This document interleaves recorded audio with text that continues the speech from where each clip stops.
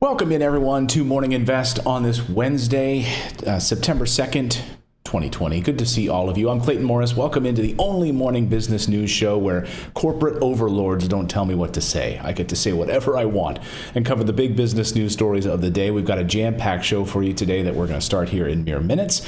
So today we're going to be talking about, well, all of this news about President Trump, who's now come out and denied having a stroke or a series of mini strokes.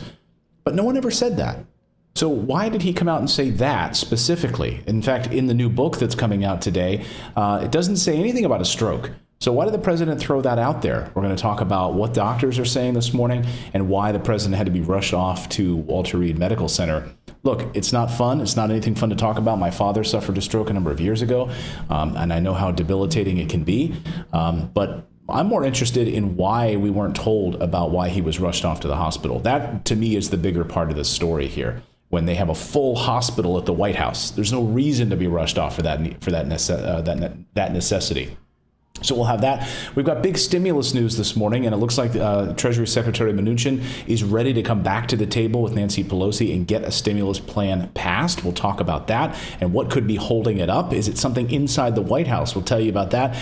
Plus, we're going to be talking about what's going on right now with these evictions and the eviction moratorium we learned about last night. President Trump, through the CDC, the Centers for Disease Control, putting in a massive eviction moratorium. We're going to go through the details on what that looks like, who would qualify for not being thrown out of their apartment or their house. We'll tell you about all of that and more on today's show. So good to see everyone this morning. Welcome in to the big show. Let me know in the chat if you guys can see me. We got our new graphics here. I'm super excited about that. That's right. Grover is here as well. Somewhere around here. Grover is here. Good to see everyone today. We're trying out our new graphics here. Let's see if this will work. Let's see if this will trigger. And thanks to all of our new channel members this morning. Really appreciate that. Bunch of new channel members, and that should be popping up here on the right side of the screen, or the left side if you're watching at home. Make sure that we are good and live. Love the new graphics. Thank you so much. So the show will start in about 9 minutes. We've got a lot more stuff we're working on. But it's definitely an important story. The president's health is definitely an important story.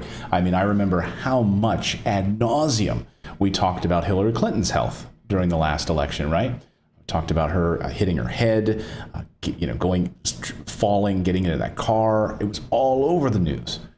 So if the president of the United States has any sort of a health issue that needs to be rushed off to the hospital, that's big news, especially as an election is unfolding in the next few weeks. But again, I'm more interested in the cover-up of this. Like, why weren't we told about it?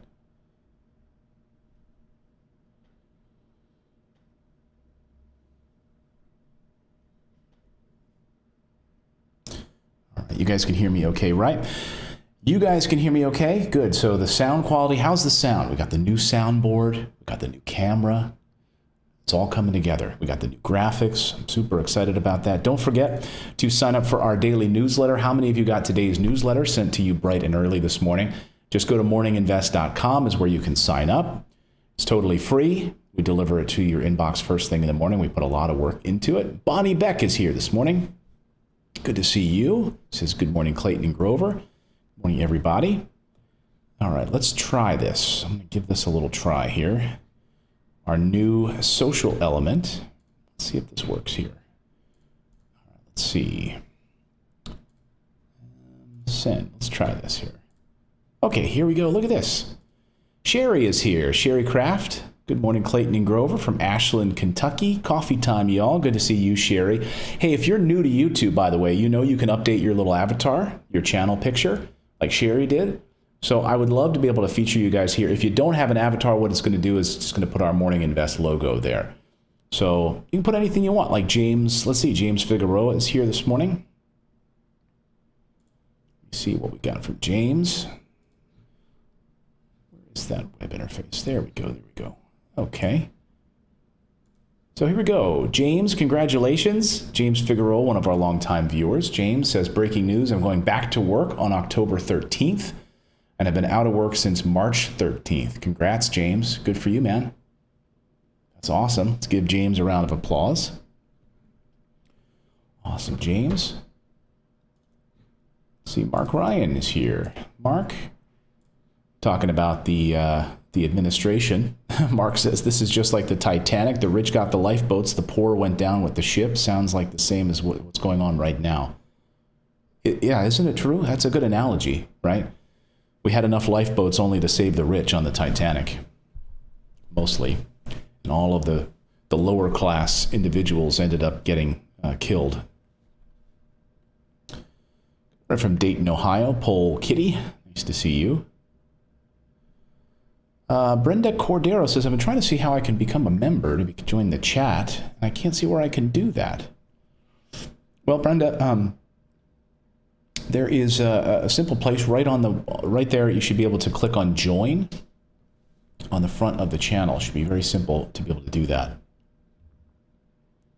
There's a big join button. What else do we got here? John Shanks is here. Here's John. Well, I know 6 states right now are paying it out. Maryland has been approved, but we are still waiting on it. You're talking about the unemployment benefits. Governor Hogan said we may not see those payments till the end of this month. That's right. Take that down. Show starting in about 5 minutes.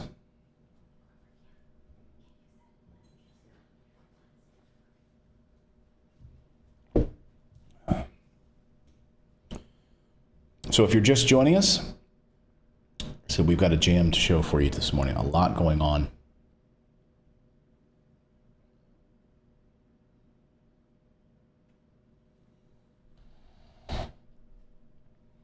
Where is that join button?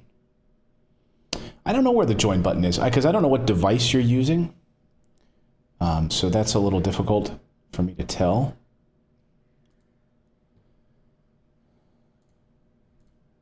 And we've also got the new feature too, where if you become a channel member or drop in a super chat, it's going to show right up here on the screen. So I'm excited about that as well. Good morning, everybody. Let me see what else we've got here in there. Jeff Taylor is here. Morning from Michigan. We are in the house. Good to see you, Jeff. Good to see you, man. Appreciate it. Again, don't forget, sign up for our Morning Invest newsletter. Just go to morninginvest.com. Erica O'Laughlin says, I love your show. Thank you so much. Where is Grover? Where is Grover? Ask them to set up the Grover cam, but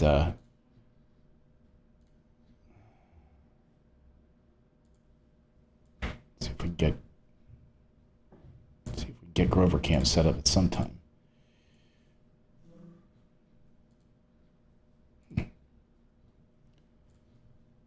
Here he comes. Here comes Grover Cam. Here's Grover Cam. Just having the family set up Grover Cam. There we go. Hi, buddy. Took him for a nice long walk this morning, and then the kids did as well. Got to take him out and get a little fresh air this morning. Now that leg on that tripod's not working too well. It just broke off.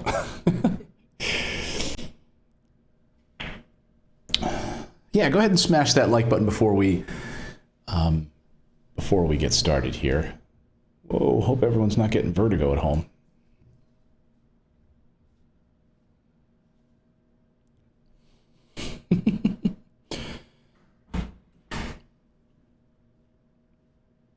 How is the training with Grover going? Well, you know what? He's almost like training himself. I hate to say this. We've been terrible at this training.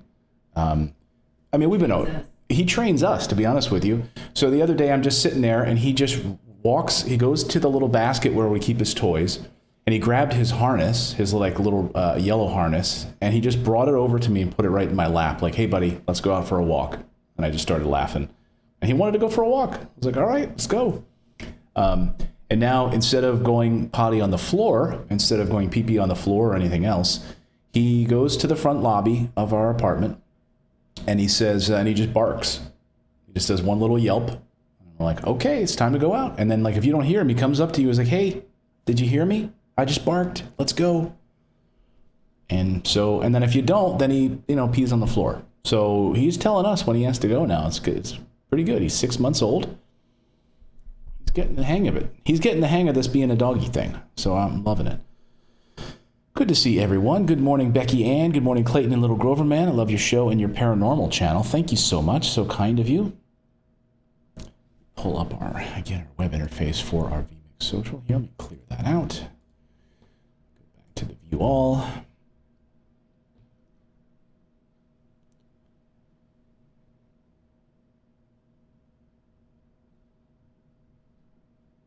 Anna Lee, thank you. Melissa, this is funny.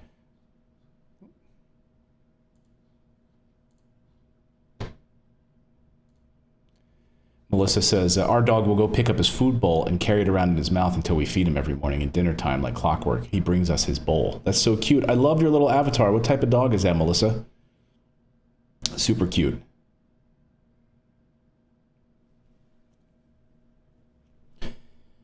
Super cute.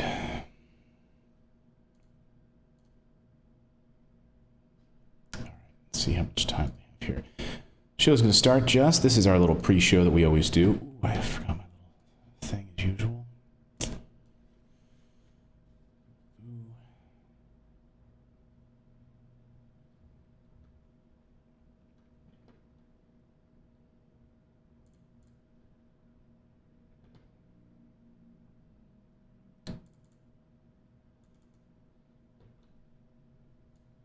Okay. All right. Ronnie says, if you need a Grover sitter, let us know. I appreciate that. I will. All right. Time is up.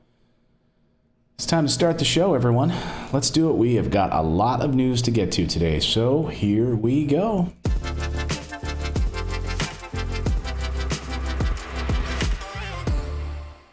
Hey, good morning, everyone. Welcome into Morning Invest on this Wednesday, September 2nd. I'm Clayton Morris. So glad to have you here. This is the only morning business show where corporate overlords don't tell us what to say. We don't have to answer to CNN or Fox News or MSNBC. We get to cover the morning business news that I think is important for you and your family.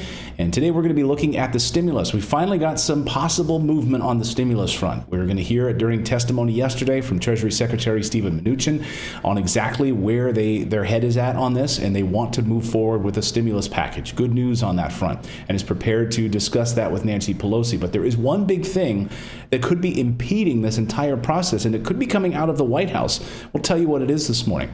Also, did President Trump have a stroke or a series of mini strokes? Now, let's be clear. He's the one that brought this up. This didn't start with anyone but him.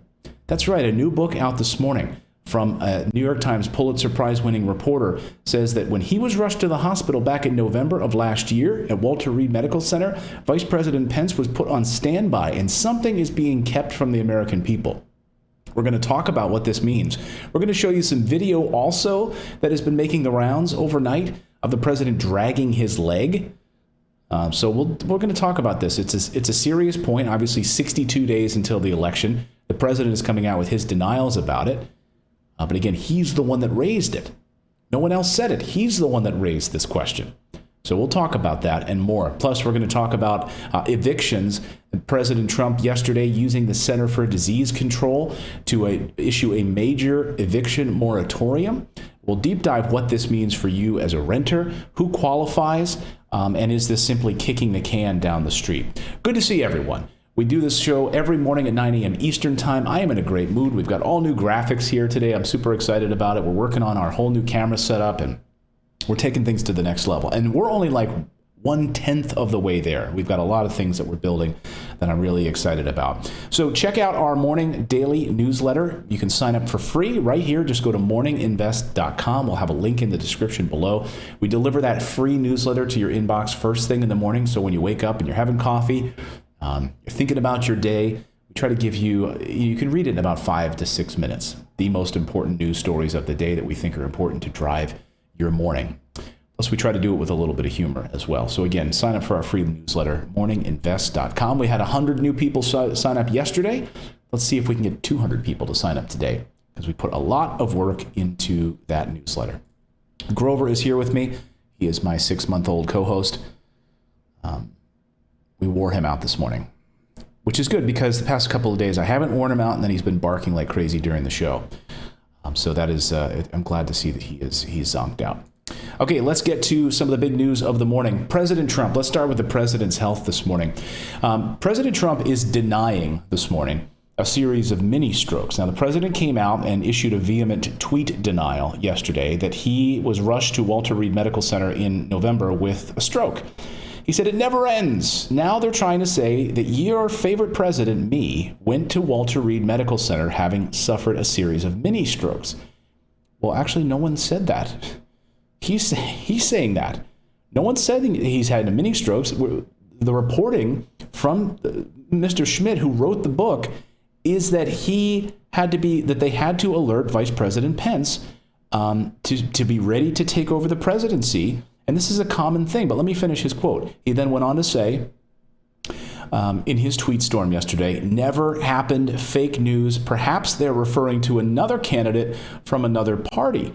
A little bit of a dig there, of course, against Joe Biden. So we're playing these cognitive games back and forth. But the president's denials raised some eyebrows as this new book has come out from New York Times correspondent Michael Schmidt, because it did not specifically say anything in there that he had a series of small strokes. It didn't. So where did he get this from? He's denying something that wasn't raised. But then, of course, there's been a number of different questions about why the president was rushed to Walter Reed Medical Center. And why didn't we know exactly what unfolded? They tried to claim that he was getting a physical that had to be broken up over multiple days. That doesn't happen. How many of you have gone to get a physical? How many times do they say, we're going to do 50% of it today, and we're going to do 50% of it next week?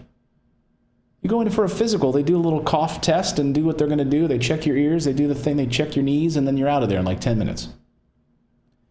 So why did he have to be rushed off to the hospital when they have an entire hospital built into the White House? And I hope the president is okay. I don't wish anyone ill. And my father suffered a stroke a number of years ago. I don't wish this for anyone. I see a couple people here in our chat today. Tina, family members dealing with this as well. Look, it's not good. It's not fun. But I'm concerned about that part of it, right? The leader of the free world having some sort of an issue. But beyond that, I'm also more interested in why the shadiness with this whole thing? That's what I'm concerned about. Why this weird lying about it?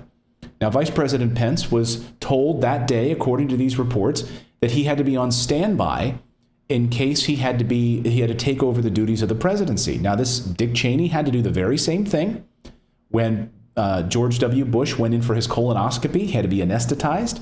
And anytime a president has to be anesthetized, then the vice president basically becomes the president for a few hours. So Dick Cheney, do you remember that? Actually kind of became president for like a Saturday afternoon for a few hours. It's kind of crazy. It's like a really interesting bit of American history here. And same thing was true of here. Now, if you're Vice President Pence and the medical staff, Secret Service, and everyone comes into your office on a Saturday in November and says, Mr. Vice President, we're going to need you in the Oval Office today. You may have to assume the responsibilities of the presidency. We're taking President Trump to the hospital. We don't know what's going to happen, but you're going to have to be on standby to become president. I would remember that, right? I would absolutely remember that. That might be one of the most amazing moments in your entire life. If you're suddenly told that you might have to become the president for a few hours, I think you're going to remember that. So Bret Baier asked Vice President Pence about this yesterday, and he couldn't. He just basically tried to skirt the question. He didn't really want to answer it. And he says he doesn't recall being told to be on standby. He said he just couldn't recall. He said, and by the way, the president's in excellent health. He just couldn't recall. And then Bret Baier kind of pushed him on it. And he's like, no, I just don't remember that. I don't remember that. I'm sorry. That is a load. That's a load of garbage. You don't remember that. I just remember them saying he has to go to the hospital, but that's about it. Why? There's a hospital in the White House. The White House said that at the time, the president had just undergone portions of his annual physical exam in November when he had free time. So we're going to do a portion suddenly. We're going to rush you to Walter Reed suddenly to do a portion of your scheduled physical, and we're having to alert the vice president? Again, I go back to what happened in 1893. A little history lesson. For those of you who didn't join me yesterday, there's an excellent book on this about Grover Cleveland. It's called The President is a Sick Man, was the name of the book. It's an excellent piece of history. You should read it. And for 5 days in the middle of July in 1893, the president disappeared. He disappeared onto a boat. No one knew where he was. He went on a friend's yacht and had doctors perform a secret surgery to remove a cancerous part of his upper mouth. It could have killed him. No one knew where he was, except one reporter started digging in on the story. E.J. Edwards, and ended up finding out the truth, that the president had a secret operation. They didn't tell the American people about it. He reported it, and he lost his job because the president denied it. Only 24 years later, did they finally admit that, yes, in fact, Grover Cleveland had a secret surgery, and they didn't tell the American people about it, and he could have died. This surgery was not common, to remove cancer from a person's mouth. And you can actually still see the tumor. It's kept in a jar in a museum. So now it's 2020 or 2019. We should have absolute transparency from what goes on with the health of our president, especially in an election year. But they don't want to raise concerns, apparently. So we still don't have answers exactly what happened in November. But there's a lot of stuff floating around online this morning about this. And take this with a grain of salt, I suppose. CNN getting some flack for sharing this. But I'm going to show it. You tell me what you think this is. Now, we all saw him walking up that ramp or walking down that ramp at West Point a few months ago, right? And then Joe Biden kind of showing him up, ran up that ramp a few weeks later, or a week later, for those commencement addresses. But here is a video that's been circulating overnight. It made the front page of a lot of different websites this morning, where it shows the president basically favoring his right leg and having to drag his right leg. And then there are other videos of him on the tarmac doing the same thing, where his left leg appears fine and his right leg is dragging him by the side. So again, CNN sharing this video. A lot of people in the comments saying, "Come on, CNN, get back to real journalism." Others saying, "Look, I've seen cover strokes. This is exactly what one looks like." So there's an equal amount of people slamming CNN, and also people saying, "Why aren't we learning more about this?" What do you think? Let me know in the comments what you think about all of this. Do you think this is important for the American people to know about? Or is this just more, is this just more more politics as usual before an election? Let me know. But again, President Trump is denying that mini strokes sent him to Walter Reed. And I want to reiterate once again that no one said that. And the reporting from New York Times correspondent Michael Schmidt in his new book does not say anything about strokes. So it's kind of like, I don't know how to make this analogy, but it's kind of like you steal something from somebody, right? And they think you might have been in the house, but they don't know, so you kind of say, I didn't come into your house and steal those pearl earrings that were in your bedside table. Well, I didn't say anything about pearl earrings. How'd you know they were there? That's kind of like what that is, right? I didn't have any mini strokes. No one says you did, Mr. President. You're saying that. Okay, then what happened? I'm not buying. I'm sorry, I am not buying it. And many, many doctors have come forward and said that we're not buying it either. Why would you have to be rushed off to a hospital? You're president of the United States. You want to go to an off-site facility for a basic routine physical? Nope. No, that's not accurate. Let me know again in the comments what you think about this. I'm just more stunned, too, about the Vice President Pence part, where he just comes out and denies, he's like, I don't recall. I don't recall being told I was going to be president for an afternoon. Yeah, I would. Look, he's one of the most ambitious people in politics. He wants to be president. You think he'd remember that one afternoon when he gets to play president in the Oval Office for a little while? Come on. Come on, man. I don't buy that for a second. Come on, man. Come on, man. Exactly. Exactly, Joe. That's how I feel about it this morning. Let me know in the comments. I'm curious. I want to see here in the chat what you all have to say about that.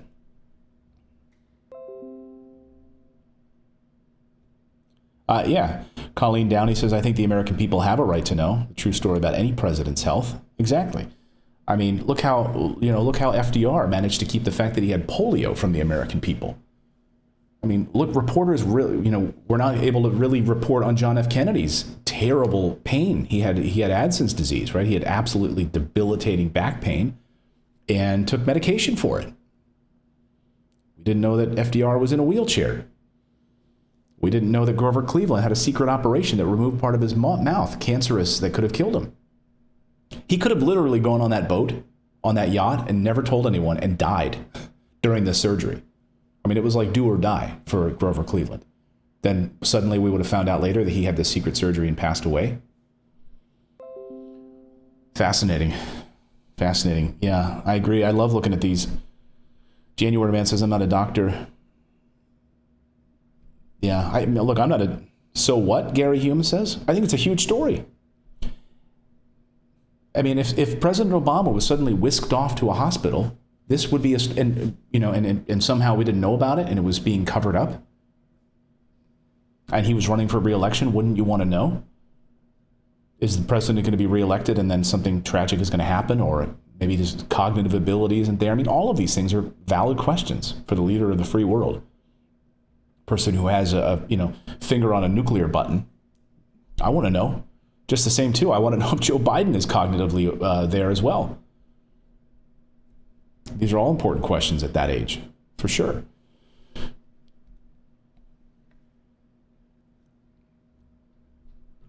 up your chat window here and see if I can get this going the right way. I'm trying to see if I can get this loaded in here properly so I can see everyone's chats coming through. My goal is to be able to get these. Okay, let's try this now. Let's try this. Let's see if this works.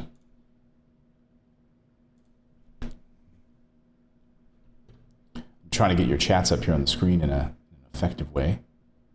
There we go. James agrees.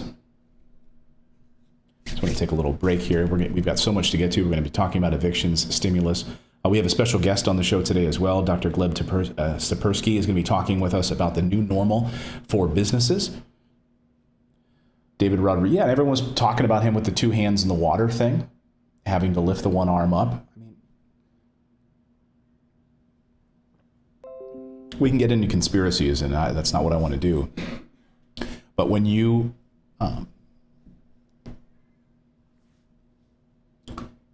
check out Politifair caught wearing high heels while in Wisconsin. Really? I have to look into that. I wonder. You mean like an extra heeled shoe? My mic keeps going in and out. How's that? Well, we have a noise gate here on it. Can you guys hear me okay? Can you let me guys know in the chat? Can you guys hear me okay? We have a noise gate now on the mic. So what'll happen is if I pause, it should clip any sort of background noise.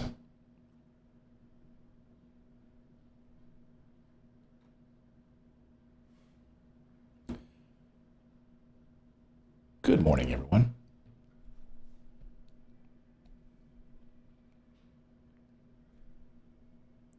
Thank you so much, Susan Walker, for your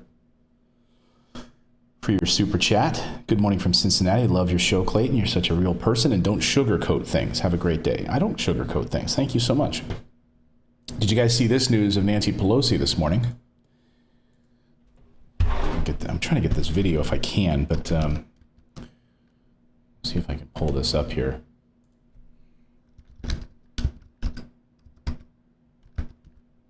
Get to this real quick, but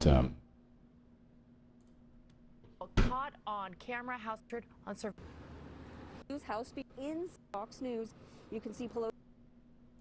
Okay, here it is. I did manage to get this. Let me pull this up here. I do want to show you this Nancy Pelosi story, which is pretty outrageous.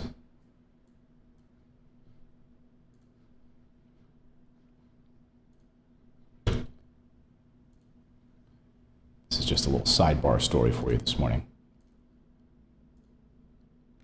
Sound is good, okay.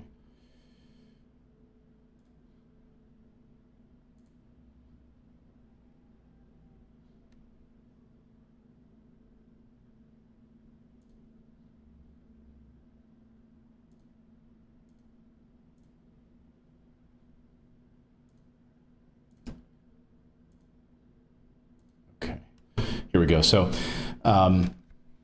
Nancy Pelosi facing some backlash this morning. The Republicans are not happy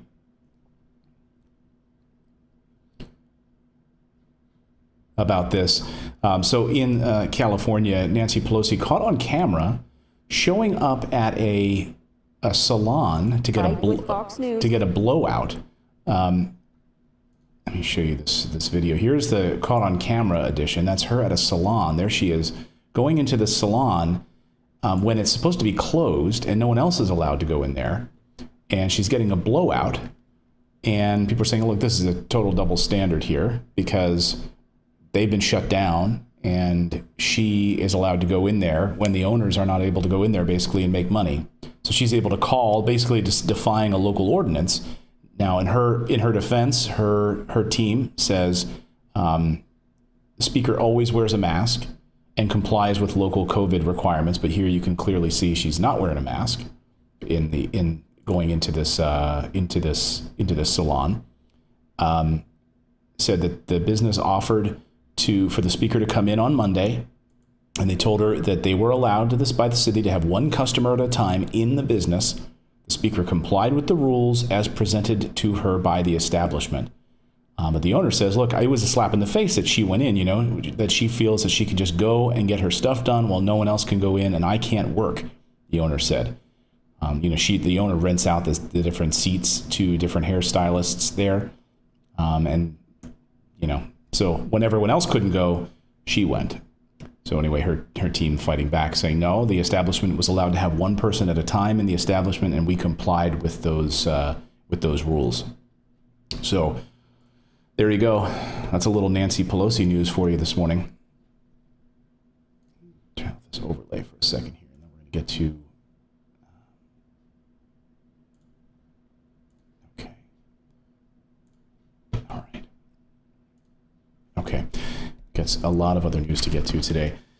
Let's talk about the eviction moratorium right now. This was breaking news. We're still learning more details about this, but this is a big deal for all of those people that could be thrown out of their houses over the next few weeks. And we knew that this was coming, obviously, with unemployment benefits drying up and these eviction moratoriums evaporating in states all across the country.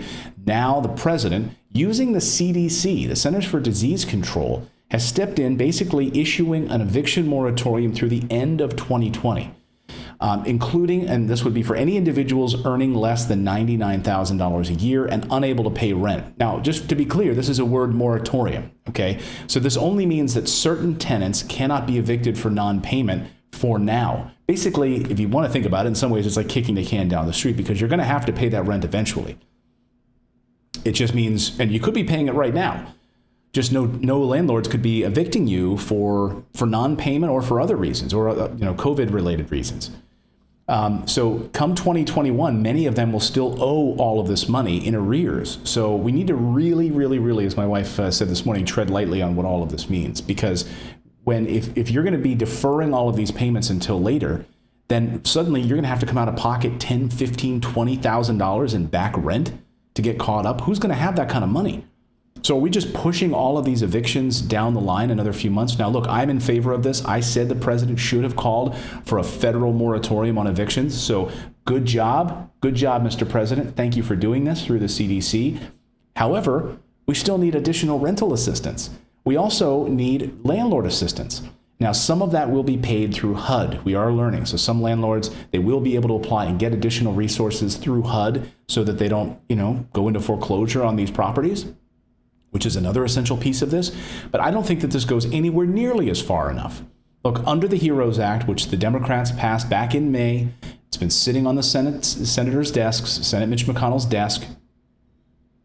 They had $100 billion in there for rental assistance that would help them actually pay the bill. They also had $100 billion in there for landlord assistance so that those landlords could pay their mortgage payments. Again, it's one big circle. It's one big circle. If the tenant doesn't pay, the landlord can't pay their mortgage. The mortgage doesn't get paid. The bank has to deal with defaults and foreclosures, and it's a lot of money. And then, of course, property taxes don't get paid to the city and local governments.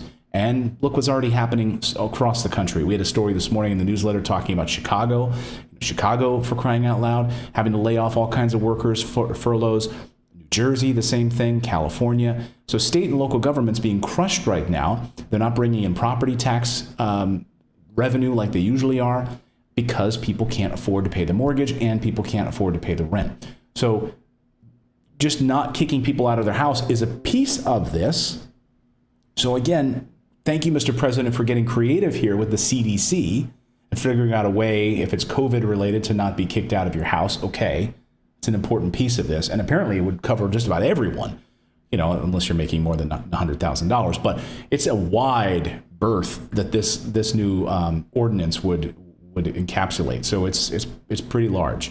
Hopefully, tenants obviously are going to have to get money somehow. Treasury Secretary Steven Mnuchin was asked about this, and he said, "Look, this is good news. The fact that 40 million renters could be kept from being kicked out." But he said, "Look, we still have more work to do. That we still need legislation to be pushed through to help these people." But here was Treasury Secretary Mnuchin yesterday testifying before Congress. What it is doing is using executive authority to create a moratorium. Our first choice would be to have rental assistance or to have enough money. We need legislation. But since we don't have that, the president is using executive authority, which will allow for a moratorium so that people who are impacted by this don't get thrown out of their rental homes. So that was Treasury Secretary Steven Mnuchin yesterday praising what the president was doing with this CDC. But he did right away say, we need rental assistance. So good for him. Good for Treasury Secretary Mnuchin. We're going to talk a little bit more about that in just a second and what that looks like for the stimulus. But right now, these people are going to at least be able to stay in their homes through the end of the year. Here's my fear, okay? Let me share you my fear here is that it's right after Christmas. And all of these people in frigid temperatures are going to face homelessness. They're not going to have a place to go. We've already seen that homeless shelters are full. So what happens in January in Chicago when people are now officially kicked out of their homes in 2021 because these eviction moratoriums have dried up? And now their back pay, they've got, $10,000, $15,000 in back rent that they owe with no assistance, and homeless shelters that are totally full. Where do these people go? That's my great fear. It's not free rent. And unless there's some sort of rental forgiveness, the problem is you can't just have like a rental forgiveness, that you can't just have rent being given up and landlords not getting rent. Most landlords have a mortgage, okay? There is this perception, and I want to shatter this perception right now, that all landlords are rich. That is not true. Most landlords own one property. The majority, and they usually inherited that property, or it was it was their first house they ever had, and then they moved to another house and they kept it and now they rent it out. That's most landlords. Most people are not institutional landlords where they've got hundreds of properties. There are a lot of those, but most aren't. And so most of them carry a mortgage on this property. They need to pay it. And it's one big circle that has to be taken care of here. And this does not go far enough. But again, I don't want to disabuse, I want to disabuse you the knowledge that I don't think this is a good move. I was calling for the president for a federal moratorium on evictions a few weeks ago. Good. That's one step. Now we just need to get stimulus packages in place to get the rest of this taken care of. So we're going to get to that now. Let's talk about the stimulus today and the updates there. So we did hear from Treasury Secretary Steven Mnuchin yesterday during congressional testimony, pressed on a number of different topics, and it got pretty testy. It got pretty testy at points. He told lawmakers on Tuesday that he believes that a bipartisan agreement still should be reached, so he is confident that we will see a stimulus plan. He said we need to deliver further aid and testimony before the House subcommittee over the next few weeks investigating the federal response to coronavirus aid. So they're going to be back and talking with him again, finding out where this money is sitting right now. Why is this money, sitting there quietly and not being used by a lot of people? So here was Treasury Secretary Mnuchin yesterday addressing the need for further stimulus and that he is ready to work with Nancy Pelosi. Listen. More fiscal response is needed. The president and I want to move forward with more fiscal response. And let me just say, the expiration of enhanced unemployment insurance is something that we are concerned about. I am very proud of the last two bills in the Senate, passed 96-0 and 100-0. That is the definition of bipartisan support. I said in my opening testimony, I believe that Republicans and Democrats need to work together to have additional support. As you know, I've worked very closely on these before. I'm prepared to sit down with the Speaker at any time to negotiate. I think the issue is not what is the top line. I think the issue is we need now support quickly.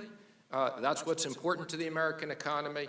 And if we need to do more, we can come back. So again, I want to emphasize the President and I do support additional fiscal response, and we've been working hard to try to get a negotiated agreement on a bipartisan basis.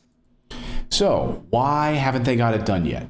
Interesting. Well, it appears that the White House might be holding this up if we listen to Representative Bill Foster from Illinois. He's pointing a finger at White House Chief of Staff Mark Meadows as the reason that we have these stalled negotiations.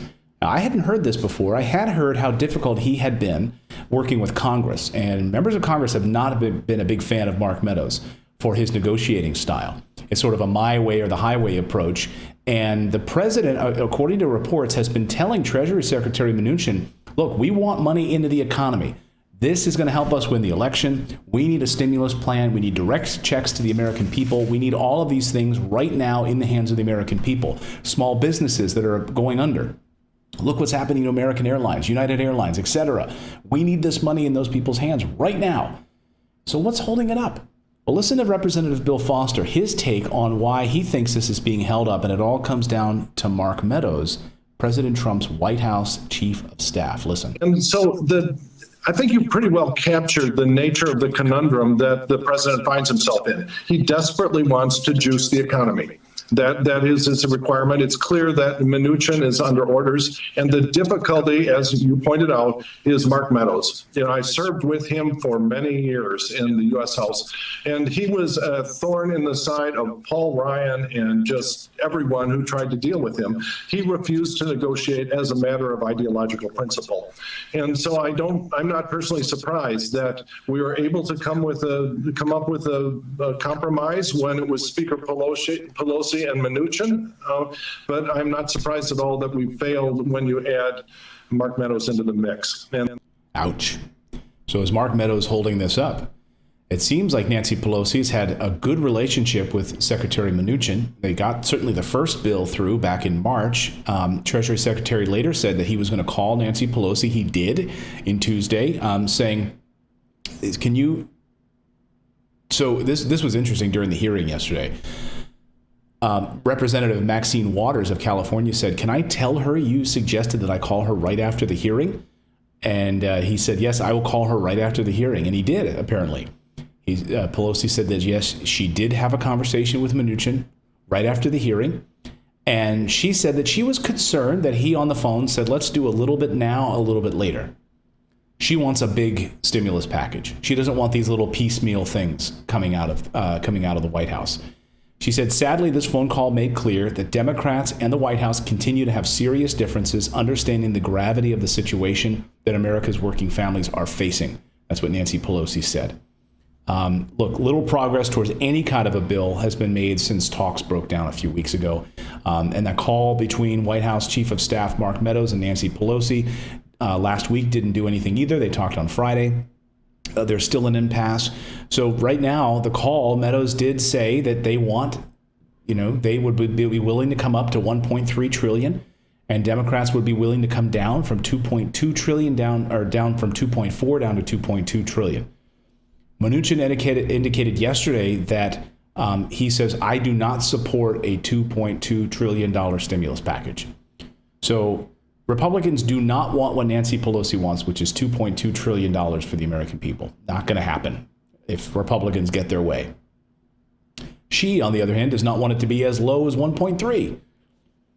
And meanwhile, people can't pay their bills. Unemployment benefits have all but dried up. Only a number of states have even enacted President Trump's executive order on unemployment benefits. We did get some positive news this morning, which the other number of states that were still left there standing by the sidelines waiting to enact that unemployment benefits piece now say they're going to come to the table and get it done. But again, it's only going to last about 3 weeks. So you only get about 3 weeks worth of this unemployment benefit from that FEMA program, and then that dries up. There are no direct stimulus checks coming anytime soon. Democratic leaders have argued that anything that we do has to come through some big comprehensive package. We have to put something big together to get it done. Mnuchin on Tuesday said that he believes a standalone action related to just the PPP program could happen, and it would have overwhelming support. They did this before. They were able to break out the PPP Paycheck Protection Program from the broader stimulus package and pass that. So we might see Democrats agree to them just separating out and passing a PPP plan, which would be great for small businesses that need it desperately, and large businesses and airlines that are going to have to furlough 32,000 employees. But we could see furloughs and job losses up to hundreds of thousands in the next few weeks, unless we get some sort of a stimulus package through. Look, none of us like having to hear about this back and forth. I mean, it's defeating, right? I mean, I'm sick of it. But the reason that we cover it here is because it's so incredibly important to the economy. You have, American Airlines saying we're going to have to lay off 18,000 people in the next few weeks. Okay? United saying we're going to have to do the same. Because unless you can pass a stimulus plan, we're going to have to lay these people off. And it doesn't end there. Every day we're reporting new bankruptcies, new businesses that are having to go through layoffs every day because of this stimulus plan. It's incredibly important. I don't know that there's a bigger story. Maybe the election, but this stimulus plan also tied into this government shutdown that we're about to face here at the end of September is the biggest story that we're facing. Jim Clyburn was also critical yesterday during the Trump administration during this hearing. He said that the Treasury Department must improve its implementation of relief programs that have been passed by Congress. Like, why is money still sitting there? He said, so far, the administration has prioritized big businesses over small businesses and the American workers. He says the Congress is intended to protect those people. And the administration needs to refocus the Paycheck Protection Program, payroll support for the airline industry, and other relief programs to ensure that they are preserving jobs, not lining the pockets of wealthy individuals and executives. Hallelujah. Mnuchin also defended the Treasury Department yesterday, saying that for the last 5 months, Treasury has been working hard to provide fast and direct economic assistance to American workers and their family. We remain committed to making sure that every American gets back to work as quickly as possible. And of course, Representative Jim Jordan of Ohio, who loves Trump, says what you have put in place, the programs you've recommended, the programs that Congress approved, they have worked. Yeah, the PPP has absolutely worked. Stimulus package absolutely worked. It kept people out of poverty, but now it's gone and nothing has changed. And so those people that were kept out of poverty thanks to that first stimulus package are slipping into poverty now. Nothing has changed. We're still in the middle of a pandemic. So we absolutely need to get this thing passed as soon as possible. Again, the $300 per week unemployed assistance, now 41 states have made it clear that they will also put in place this additional assistance for unemployment benefits that President Trump signed a few weeks ago. The states that had to apply for federal aid to add this to their budget if they could not foot the bill themselves. So residents would have to follow along with their state's progress to see if and when the aid was coming, since that $600 per week ended at the end of July. So again, this is just a stopgap measure, and folks, that will likely last about 3 weeks at most. That's the very latest on that stimulus side. Let's talk about where businesses are right now, and what is the future of business in the United States. How many businesses are going under as a result of a lack of stimulus, and what's going to happen if we don't get something put in place very, very soon. I had a chance to sit down with a very brilliant person, Dr. Gleb Tsipursky, who's written a brand new book on this exact subject and has studied these businesses. And when he does consulting with these businesses, he's studying them deeply. What things that they need to put in place to survive this new normal. Are we in this new normal now? Is this the way it's going to be? It's an important question, important business question. And Dr. Gleb's work is really fascinating. He's been on the forefront of doing this analyzation for a number of years, and I wanted to bring him on the show. So I just a short time ago had a chance to sit down with him. I want you to listen to this interview now. Here's Dr. Gleb Tsipursky. Dr. Tsipursky, thank you so much for joining us. Welcome to the show. Really appreciate you inviting me, Clayton. Thank you very much. Well, thank you so much. And your work is timely. I mean, if there's ever been a work that is as timely as possible, that's certainly where your body of research is right now. And you talk about this as the new abnormal, and a lot of these companies just rushing back to work, rushing back to reopen. In America, did we reopen too quickly, or is that a blanket question that's too general because we have 50 different states to talk about? There's no question that in general we all reopened too quickly, way too quickly, and businesses lost a lot of money about over reopening too quickly. I felt really frustrated about this, but I predicted it when I talked about why we tend to reopen too quickly. We suffer from a cognitive bias, a dangerous judgment error called the normalcy bias, where we want the world to be normal. We look at the past and we want the future to be just like it. We think the future should be like the past, and we want to go back to January 2020. So we're rushing back to reopen. It's very natural, it's intuitive, it's our gut reaction, but it's also very mistaken because we are getting back to a world where a number of companies are really not in a position to reopen. Restaurants not in a position to reopen, lots of live entertainment not in a position to reopen, and they're making bad choices that are causing them to lose a lot of money. So this is something really sad, really frustrating. And we're not even talking about the bad health consequences, which is obviously frustrating, but from a business perspective, they're losing a lot of money by doing so. And is this new normal going to persist? I mean, this is going to be the future where we're going to have restaurants operating maybe 50% capacity, no dine-in restaurants, office spaces closing because people are working from home. What do you see the new normal looking like in the next year to 2 years? There's no question that this is what the new normal is looking like. So I'm doing a strategic planning project for a major technology company. It's worth over $1 billion. And this is technology, not simply restaurants. They can afford to do a lot of things that restaurants can't do. And they are deciding to do a major pivot, to do a lot less work in the office and to do a lot more work at home. And also not simply from they're not seeing customers, they don't need to do that, but they want health and safety for their employees, and that's really important. So the real estate, the commercial real estate of these business will not be doing well for the next while.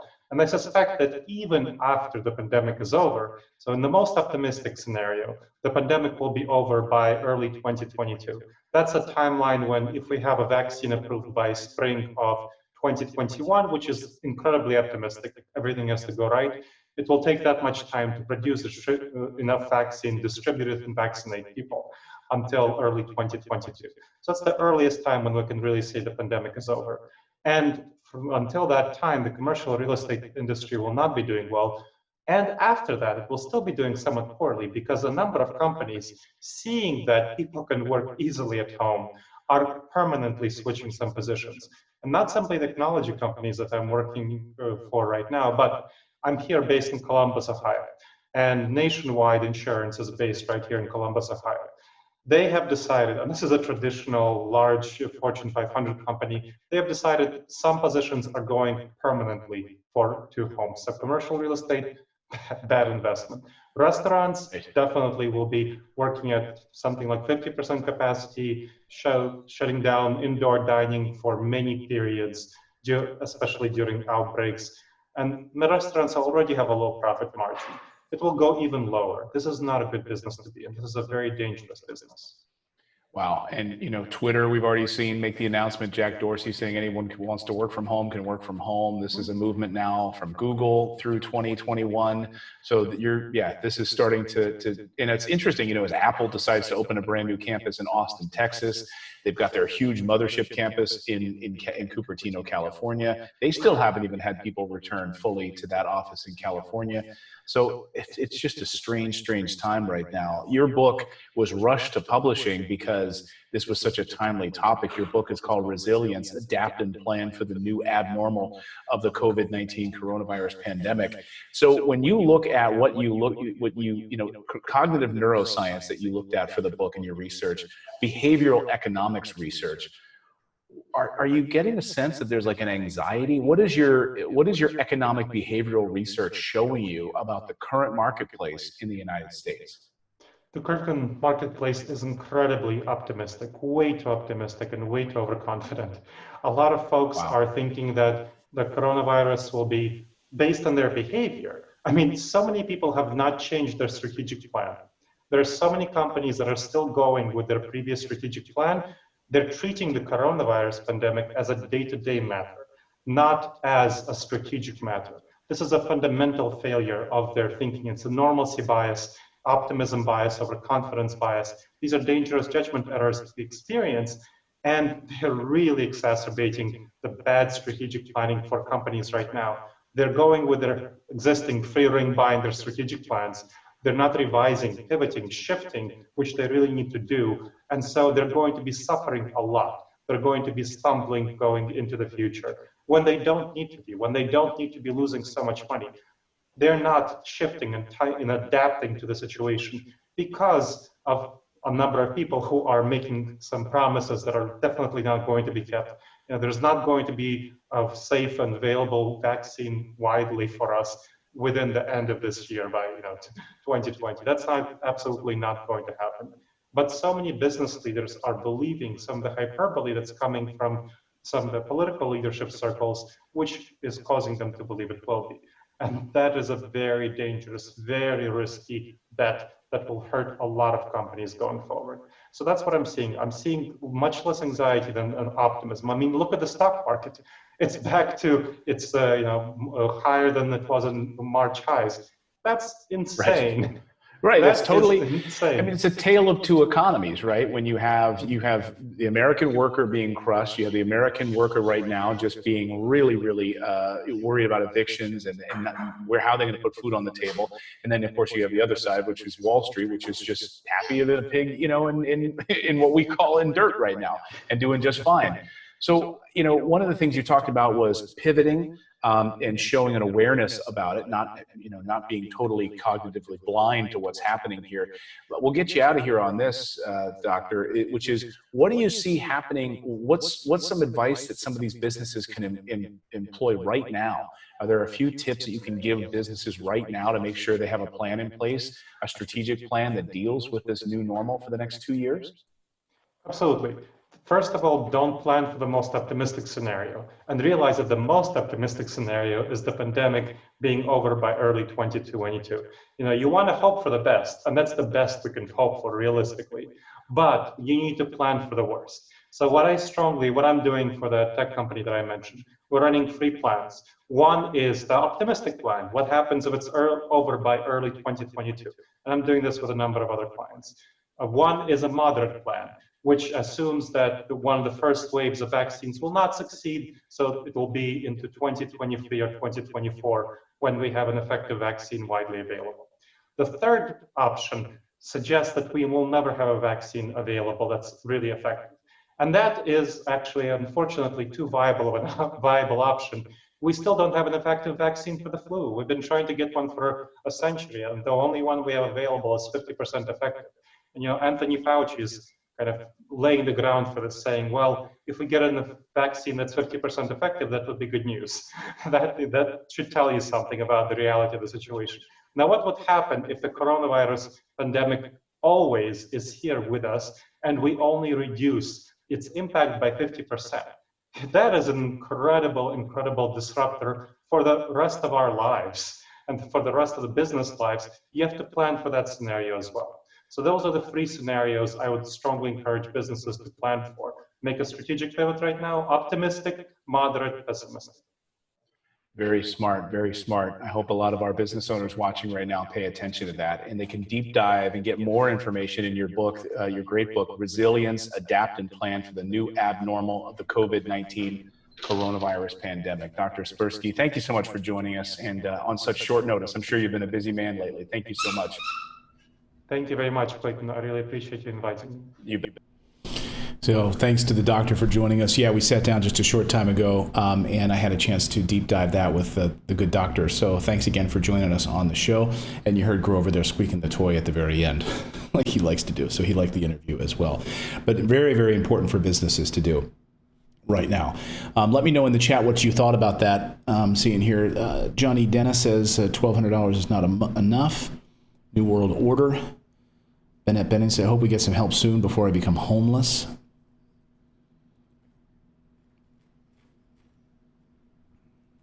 Yeah, absolutely. No, I think his perspective was spot on. I think that's what a lot of companies don't do. You know, he said plan for the worst, have a bunch of different scenarios in place. What will it be if we don't have a vaccine for these businesses? If we don't have a vaccine, what does that look like? What if we do and everything gets back to normal very soon? Great. And what is the sort of middle of the road approach? All very important questions. Let's check in with Grover. We got a lot more to get to here on the show. Just want to take a little water break, a little coffee break. How's my Grover boy doing over there?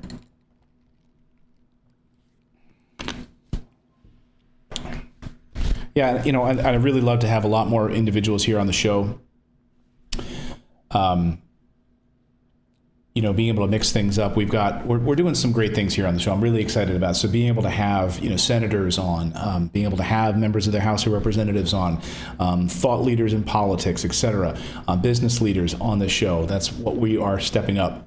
So I wanted to get a whole bunch of things in place before we really ramp things up here on the show. So thank you for growing with me over this summer. It's been really exciting to see this show just exploding. I'm just so thankful for it. And I should mention, please, if you're new here, don't forget to sign up for our free Morning Invest newsletter. Just go to morninginvest.com. It's delivered to your inbox first thing in the morning, totally free. And by the way, we got some new mugs, new shirts, and things that are just rolling out. Grover's super excited about his new Come On Man mug that just came out. So you got to check that out on our store, just right here on our YouTube channel. Very easy to see. Very exciting about that. And we had to do it, Joe. We had to do it. So don't yell at me, man. I'm telling you, okay? Love it. So thank you so much for checking out the old newsletter. A little drink of water, and we got more to get to.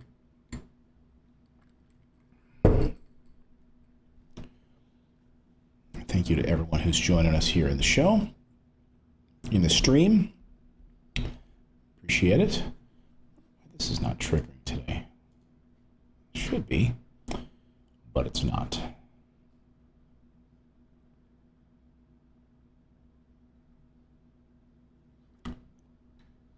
Let's see if I can bring this up.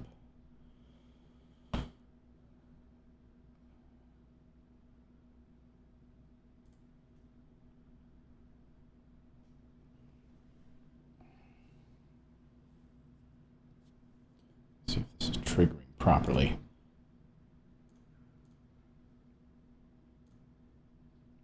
Aaron Dimmitt says, I always try to plan for the worst and hope for the best. Smart move, especially in business. All right. Here's a story. Here's a story that everyone in the political world, maybe inside the Beltway, is talking about, and I wanted to bring it to all of you because I think it's very interesting. And I usually don't give a rat's behind about what, like, you know, Washington Politico types talk about, all those little guys on Twitter in D.C. that like to go back and forth with each other and tweet back and forth at each other. I don't care about that stuff. I care about interesting, larger stories that have get to leave Washington. And I think that this theory is fascinating. It's being called the Red Mirage theory. I wrote about it in this morning's newsletter, but it's something that now Axios has reported on over the weekend on their HBO show. They sat down with Hawkfish CEO Josh Mendelson. Now, Hawkfish basically looking at projections, that's what they were doing for the 2020 election. And they were looking at all kinds of different data points. And what they're seeing is fascinating. Basically, they're seeing that on election night, this red mirage theory is that the nation might see some immediate results on election night. They might see that those people who cast their ballots, we see that immediate response on election night. Then we won't see the mail-in ballot return for a few days, even a week or so. And that there will be a mirage of a Trump victory. That is what they're seeing in this data. So I want you to listen to this fascinating interview with Josh Mendelson from Hawkfish about what exactly they're seeing with this red mirage, projections. Hi. Welcome. Hey, thanks. You were going to shake my hand. Oh, yeah. Nice to meet you. Nice to meet you, too. Thanks Welcome to for having Hawkfish. me.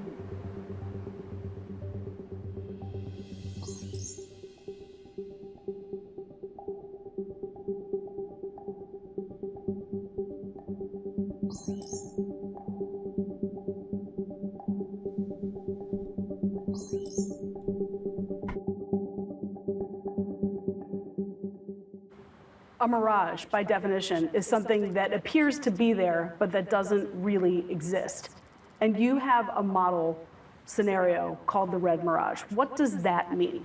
The reason we talk about a red mirage is, in fact, because we believe that on election night, we are going to see Donald Trump in a stronger position than the reality actually is. We are sounding an alarm and saying that this is a very real possibility, that the data is going to show on election night an incredible victory for Donald Trump. That is likely to be what we see when every legitimate vote is tallied and we get to that final day, which will be someday after election day. It will, in fact, show that what happened on election night was exactly that, a mirage. It looked like Donald Trump was in the lead, and he fundamentally was not when every ballot gets counted. You have a result on election night where it appears that Donald Trump has won, but a result after ballots are counted that show that Joe Biden has actually won. That's right. Let's get an obvious question out of the way first. Hawkfish is a company that's started by Michael Bloomberg, that does work for the DNC, that's doing work for pro-Biden super PACs. If I'm a Republican voter, an independent voter, a skeptical Democrat, why should I listen to you? One of the things that we believe is that facts matter. It's not about disinformation or misinformation or using fear as a tactic. There are objective truths in this world today. And how do you build your modeling? How are you basing your projections? We essentially built a simulator where it's a sequence of sliders, and you just pull those sliders to start seeing what the scenarios will show you. What's it going to look like on election night? What's it going to look like the day after, and the day after that, and the day after that? In most every year, Democrats are more likely to vote by mail than Republicans, and that has only increased this cycle. We see in the data that twice as many voters intend to cast a ballot by mail than have ever before. They are disproportionately Joe Biden's supporters. Wow. Fascinating that we could see what they're calling a red mirage on November 3rd. Do you buy that theory? That we could see a huge, what appears to be a Trump victory on November 3rd. But then all of those mail-in votes that'll take weeks or days to get counted will start to trickle in. And then things will start to change. And then suddenly it'll be a Joe Biden victory. And then this country will descend into chaos. That's my prediction. We're already in chaos, aren't we? Absolute chaos right now in the United States. But just imagine what Trump supporters will do if on election night it appears that Trump wins, and then suddenly all of those polling places are starting to tabulate the military votes from overseas, the absentee ballots from overseas, from diplomats, foreign service members, and all of those people that voted by mail across the country. And those start to pile up for Joe Biden. And then suddenly we come out a week later and they declare that Joe Biden, the election commission, fundamentally says that Joe Biden wins the election. I'm sorry, but this seems to me like something would lead to civil war in our country. We hear about, Hillary Clinton wins the popular vote, Donald Trump wins the Electoral College. We've heard that before, right? We've seen what that looks like. And then every 4 years we say, why don't we get rid of the Electoral College, right? That gets brought up time and time again. What do you think is going to happen? Do you buy this idea of a red mirage? Let me know in the comments below. Will we see a red mirage on November 3rd, where President Trump wins because of on the Tuesday night polling places when everyone leaves and goes home, but then we'll wait and won't declare a winner for another few days, and Joe Biden will actually win. After all, this is why Hillary Clinton told Joe Biden on the phone to not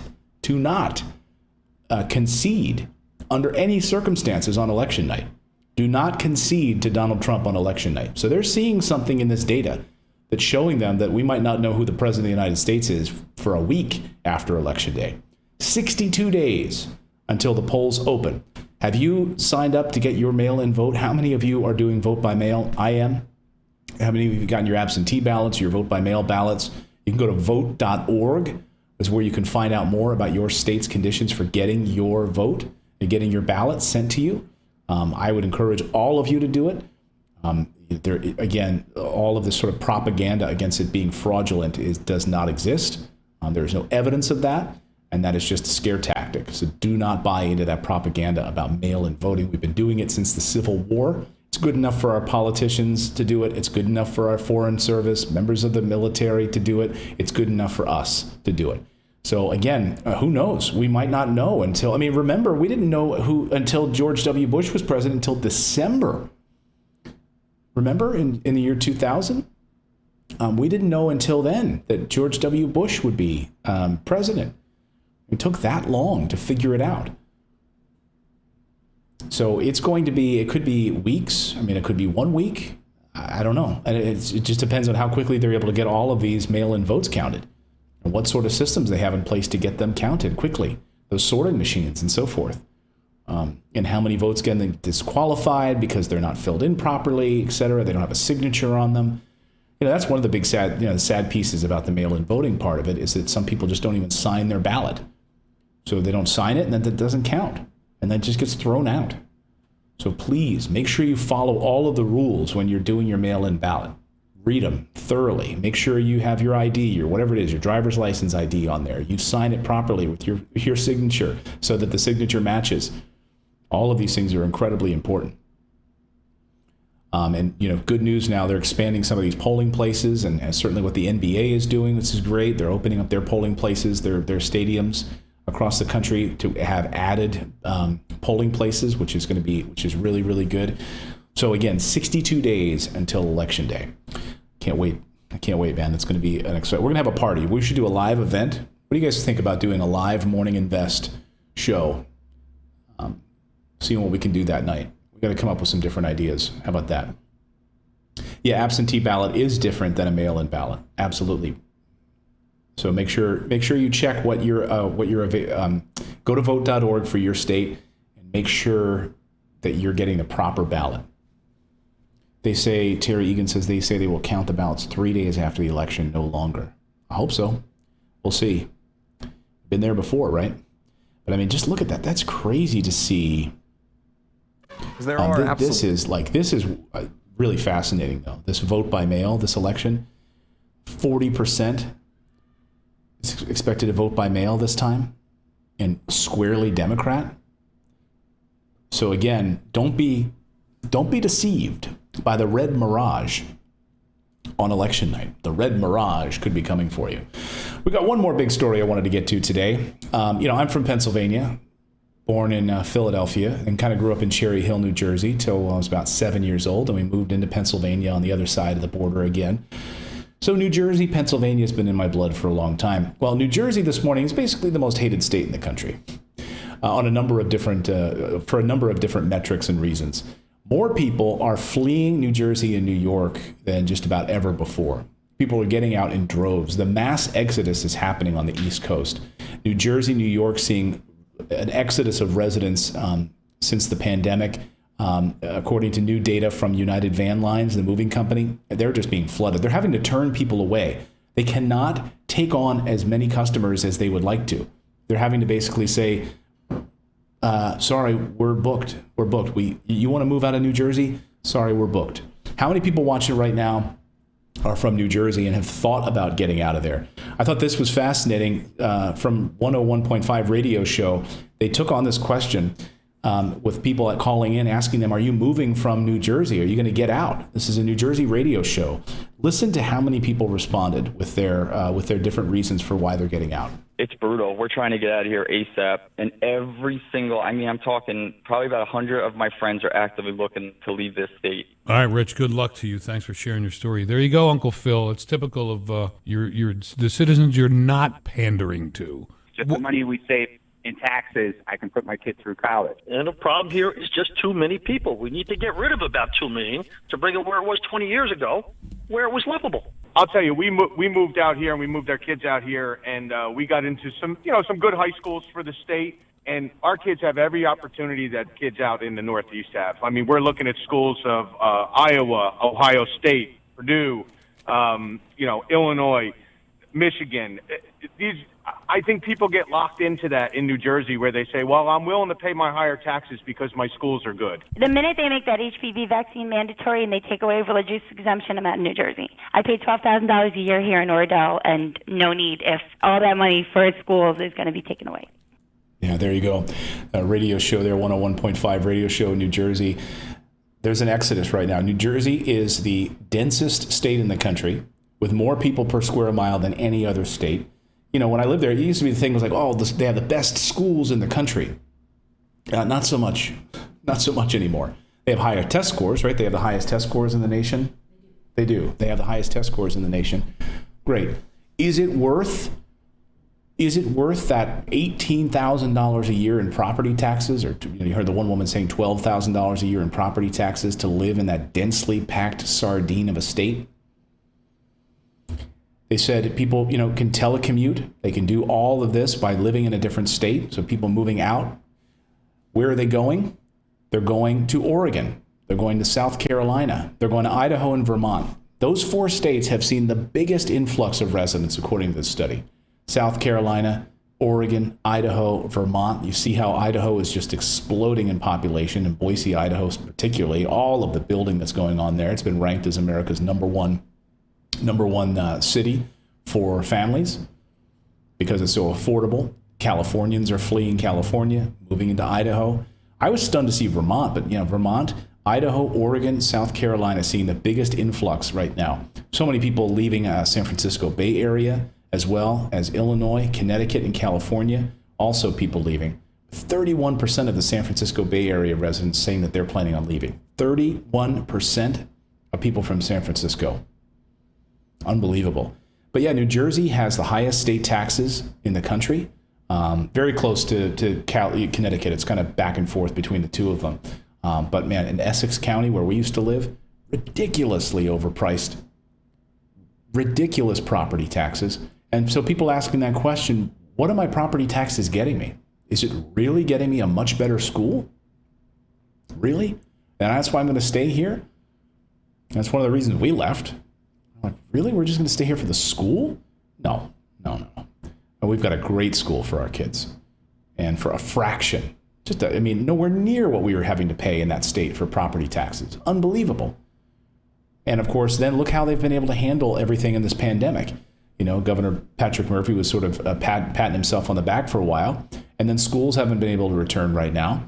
You have, of the 600 school districts in New Jersey, you've had about 120 or so of them staying home for the first semester, now having to do remote learning. You have traffic nightmares in that state, and it is, again, densely populated, overly congested, and there's a mass exodus right now of people leaving because of this pandemic and other reasons. Why do I need to live near Manhattan if I don't go into Manhattan anymore? If I'm not working there anymore, why am I paying this ridiculous prices? It's ridiculous.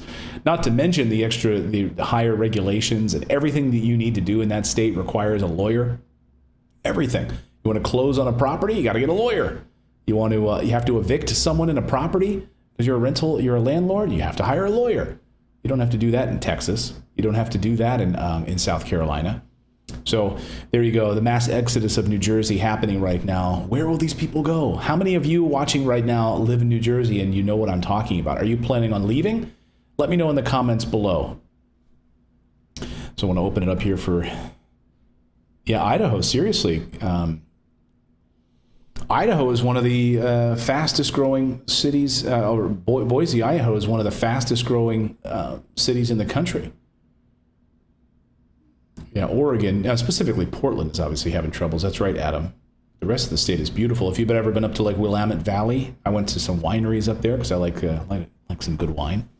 So I went up to try some of the Pinot Noirs a number of years ago. It's quite beautiful.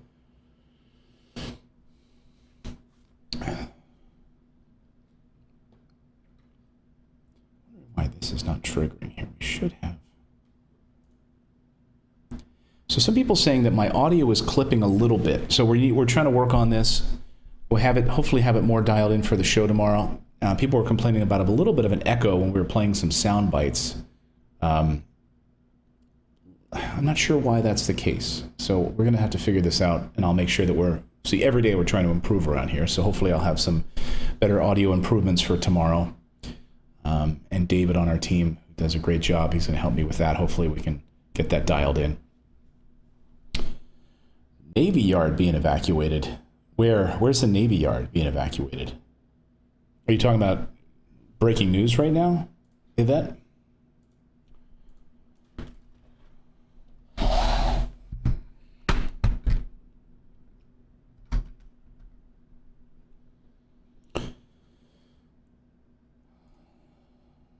Yeah, here's some other, Melania news too. I'm sure you guys have been seeing this. That, I think one of the big criticisms of Hillary Clinton was her email, right? That if you're in the White House, you just do not. You do not use a private email. There's some criticism this morning of Melania Trump. And according to reports, having a private email, using private email, her former advisor, who was working with her, the First Lady Melania Trump had been using this additional email account. This is Winston Walkoff, who wrote that book, a new book out called Melania and Me. She said Melania and I both didn't use White House emails.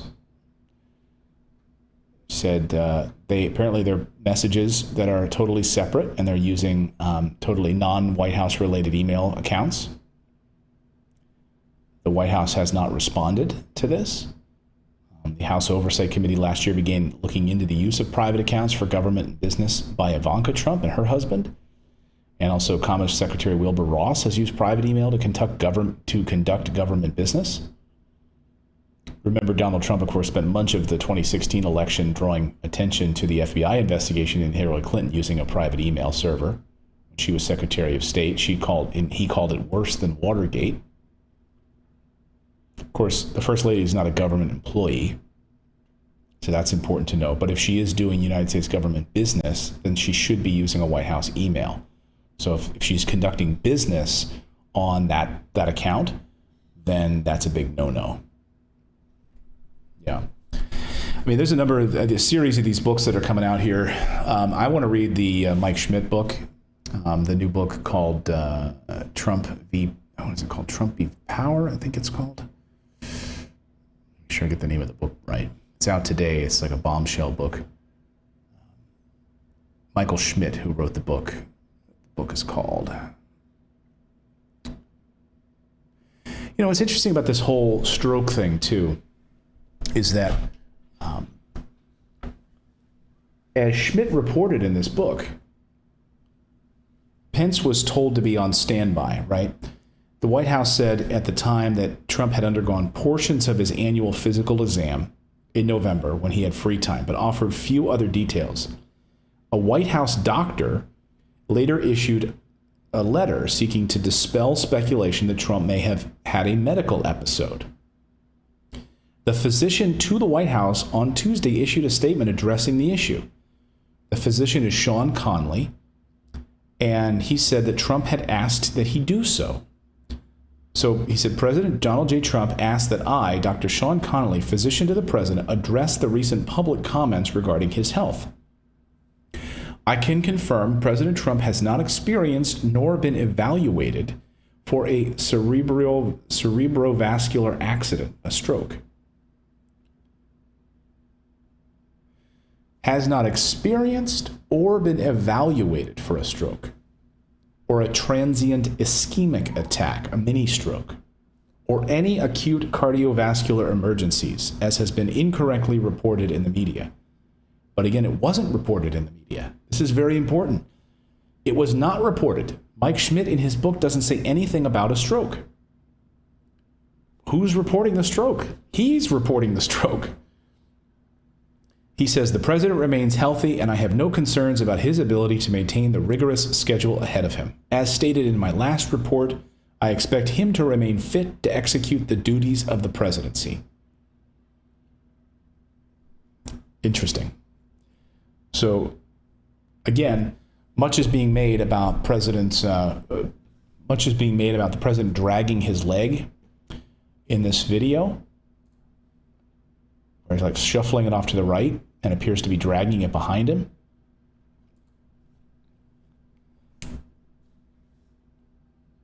Same thing when he was on the tarmac. I don't know if it's just like a lazy gait, the way he's just walking, but others are saying, I worked with stroke patients for years. And this is what it could look like, mobility. Let me know in the chat what you think. What's going on with the president? Is he totally fine? Yeah, we did Shabi. People asking for a recap. And this is the after show. We're just hanging out, chilling now. We're chilling like Grover.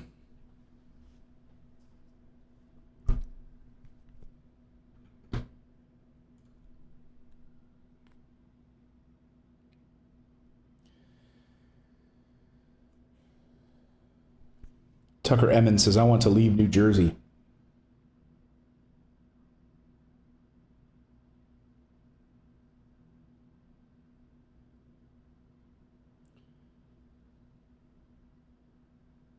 Yeah.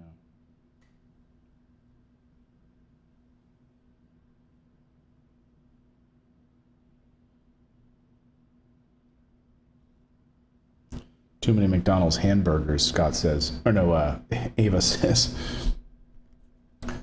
Yeah. Dinesh Bishop, nice to see you today.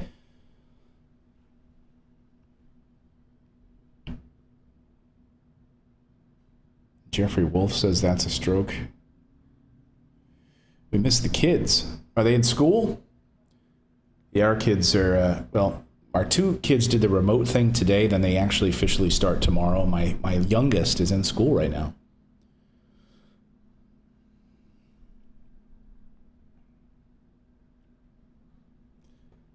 Grover is chilling next to the max. He is chilling. He's always chilling.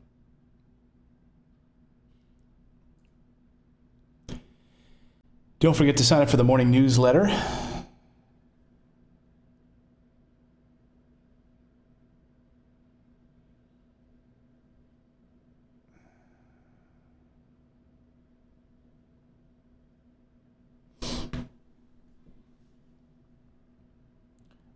I mean, this is the kind of, it is sad that we're having this discussion right now where, we're having to talk about Joe Biden in an interview. I mean, remember, this is Joe Biden having to answer that interview question just a few weeks ago about his cognitive decline. And is there any truth to that? Would he take a test, et cetera? And the same thing now, we're also talking about whether or not President Trump had some sort of why the heck was he rushed off to the hospital? But here was Joe Biden a few weeks ago, if you forgot about this. This is where Come On Man came from. In effect, because you're in situations like this on the campaign trail. But please clarify specifically, have you taken a cognitive test? No, I haven't taken a test. Why the hell would I take a test? Come on, man. That's like saying before you got in this program, if you take a test where you're taking cocaine or not, what do you think, huh? Are you a junkie? What do you say to President Trump? What are you, a junkie? My favorite interview ever. But, in that interview, then, of course, he goes on, he's like, I'm thrilled to be able to stand or sit, debate President Trump, and people can make their own assessments about my cognitive ability. And he gets the words backwards. People are like, look, that's an example of his cognition. Like, look, here, I'm going to play it. So here's Joe Biden. Who brags about his test and makes your mental state an issue for voters. Well, if he can't figure out the difference between an elephant and a lion, I don't know what the hell he's talking about. Did you watch that? Look, come on, man. I know you're trying to goad me, but I'm so forward looking to have an opportunity to sit with the president or stand with the president in debates. There's going to be plenty of time. And by the way, as I joke with him, I shouldn't say it. I'm going to say something I probably shouldn't say.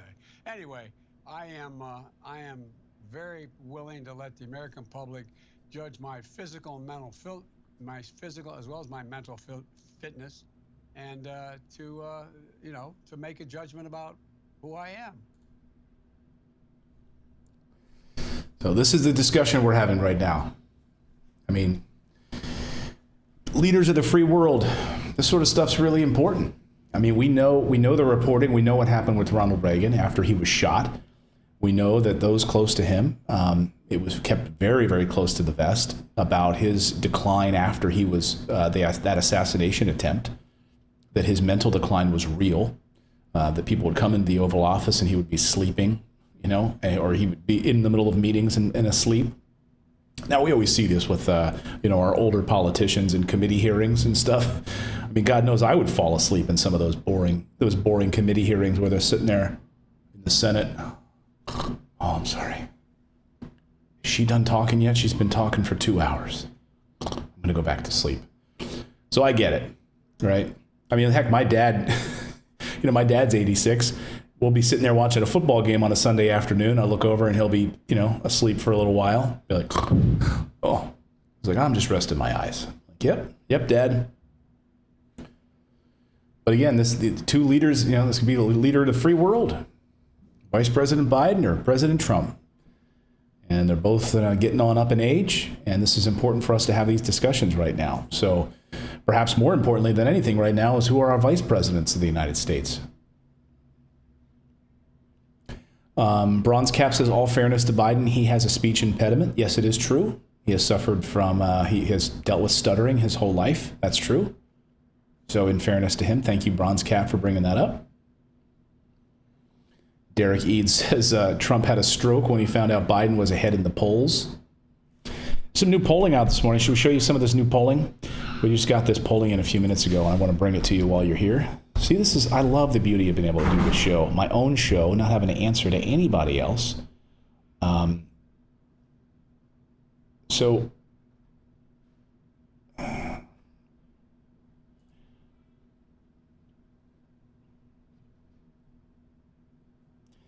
So right now, Democrats, like I said, Democrats are warning of an apparent Trump Election Day landslide. But a few days later, Biden is going to win big because all of the mail-in ballots trickle in. So on Election Day, Trump will win. It'll look like that in the red mirage. And then a few days later, Biden will actually win. If you can believe that latest polling. Let me show you, though, the latest polls that just came out this morning. I don't know that I believe this red mirage scenario, but we'll see. Right now, a new poll out this morning, and looks like there was a bit of a convention bounce after all in a new poll this morning. Let me show you, pull this up here on the screen if I can. It's a last minute addition to the show. But here is, Jacob Reeder says, fake news and polls. Okay. Well, they look at them every day. If it was fake, then White House staff members and chief of staff and his campaign managers wouldn't be studying them every day. But a new USA Today Suffolk poll that just came out shows a narrowing lead for Joe Biden at 50 to 43% in this new USA Today poll. This is different than the one we saw yesterday. So people are saying, you guys disagree. You don't think we're going to see this red mirage? I'm curious. What do you guys think? Will we see this red mirage? Again, this is from that Axio reporting that, let me play that again if I can. So what she asks in this this hawkfish analysis studies this vote by mail, and they're saying that the vote by mail impact will have a huge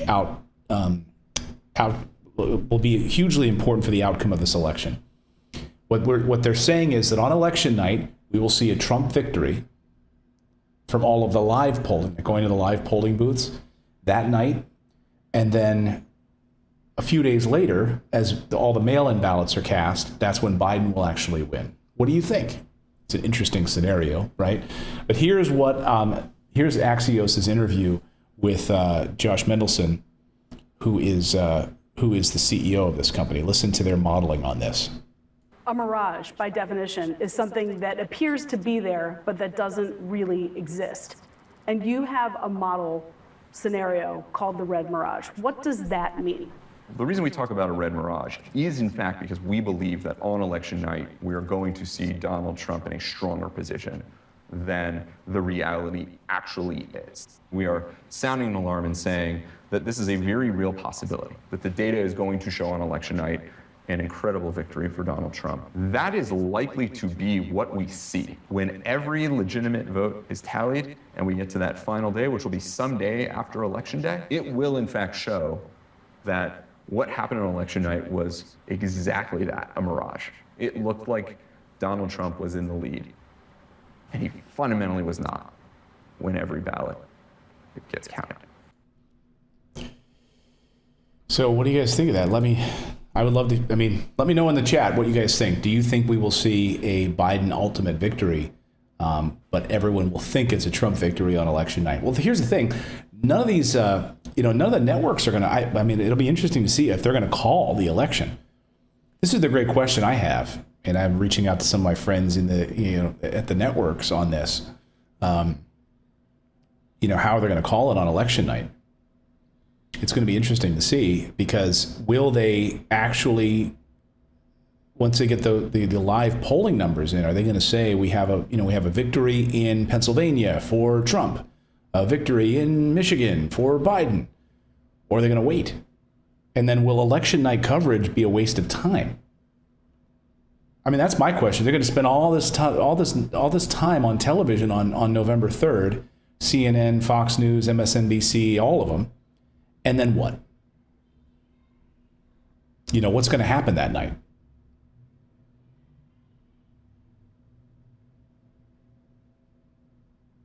George Looney, thank you for that. We're going to figure this out. What happened to your audio today is not as it was yesterday. It was a little echoing. Yeah, we got to dial this in. The problem is we're doing what's called a noise gate on the mic, which means that when I stop talking, it should mute itself. Like when I stop talking right now, it should go quiet, so you don't hear background noise, like air conditioners and things like that, fan noise and things. And you should only hear me when I'm talking. You shouldn't hear me going, that kind of stuff. We're dialing it in. I live, where our studio is a pretty loud room. Marble floors and stuff. We don't have a lot of good soundproofing here, so we're trying to get it as dampened as possible. I hope you guys enjoyed the show today. We put a lot of work into it. I said to my wife before the show, we're going to have a good show today. We've got a lot of news to get to, and I love doing this show for you guys. So thank you so much for subscribing. If you're new here, we do this show live, 9 a.m. Eastern time every day. You get to join us. I love having you here. We cover all of the business news that I think is important for you and your family. We're not focused on Wall Street. We're focused on you. That means, how does the stimulus affect you and your family? Your paycheck, payroll taxes, unemployment benefits. What's happening to the U.S. dollar? All of those questions. Where should you be putting your retirement money right now? What are the big stories in the business world that I think are important? Housing, people leaving certain states. These are the stories that I think matter. And yes, of course, we're covering the big stories in the election as well right now. So thank you, everyone, for all of your kind feedback today. I really appreciate it. And once again, don't forget to sign up for our free newsletter. To go to morninginvest.com is the website. Very simple to do, morninginvest.com. You can sign up for the free newsletter, totally free, delivered to your inbox first thing in the morning. Thank you, guys. Thank you, everyone. Where is Grover? He ran away. Grover. He went to visit the kids, I think. They're doing their remote learning. Grover. He's outside now, sunning himself. Because he's had a rough morning. Much love to all of you guys. Thank you so much. I promise we're working on the audio, trying to do it as Christine Davis says, my audio was fine in Kentucky. Okay. Well, what we're going to do is check the video quality of this with our team and see what we can dial in with some of our sound bites and other stuff today. So we're doing what we can around here, folks. We're trying hard, okay? We want to have the best audio possible for you. Absolutely, okay? So don't yell at me. Don't yell at me. Come on, man. I'm sorry, Joe. We're working on it. Get off my case, man. See you tomorrow, everyone.